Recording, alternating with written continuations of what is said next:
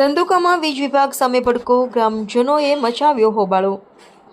અમદાવાદ જિલ્લાના ધંધુકા શહેર તથા આસપાસના ગ્રામ્ય વિસ્તારોમાં છેલ્લા 4 દિવસથી વીજળીના વારંવાર ધાંધિયાઓથી લોકજન્મ ત્રાહિમામ પોકારી ઉઠ્યા છે। વીજ પુરવઠા અંગે યુજીવીસીએલ દ્વારા નિષ્ફળ વ્યવસ્થાપન સામે લોકોમાં ભારે આક્રોશ ફાટી નીકળ્યો છે। રોજકા, ખરડ અને કોઠડિયા ગામના ગ્રામજનો મધ્યરાત્રિએ યુજીવીસીએલ કચેરી પહોંચ્યા હતા અને હોબાળો મચાવ્યો હતો। ગ્રામજનોનું કહેવું છે કે વારંવાર વીજળી બંધ થતાં બાળકોના અભ્યાસમાં ખલેલ પડે છે અને બીમાર વ્યક્તિઓને મુશ્કેલીનો સામનો કરવો પડે છે। જ્યારે લોકો કચેરીએ પહોંચ્યા ત્યારે ત્યાં કોઈ પણ અધિકારી કે કર્મચારી હાજર ન હતો, જેના પગલે લોકોના ગુસ્સાએ વધુ તીવ્ર સ્વરૂપ ધારણ કર્યું અને કેટલાય ગ્રામજનોએ સાથે મળીને જેડકો સબસ્ટેશન પર જઈ હોબાળો મચાવ્યો અને વીજ સમસ્યાના ઉકેલની માંગ કરી હતી। આ ઘટનાને લઈને પોલીસ તંત્રએ હાજરી આપી મામલાને શાંત કર્યો। વીજ કંપનીના દુવ્યવસ્થિત મેનેજમેન્ટ સામે લોકોભર તીવ્ર રોષ વ્યક્ત કર્યો છે અને તાત્કાલિક ઉકેલની માંગ ઉઠાવી છે। Reporter CK Barad.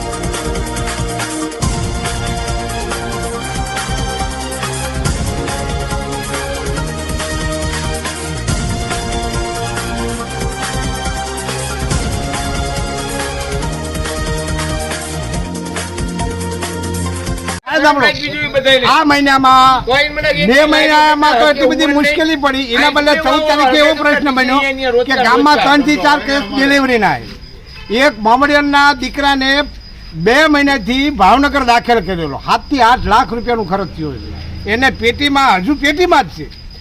12-13 તારીખે આવ્યા, 14 તારીખે આખી રાત, હવે એસી વિના પંખા વિના રહી શકતું નથી બાળક।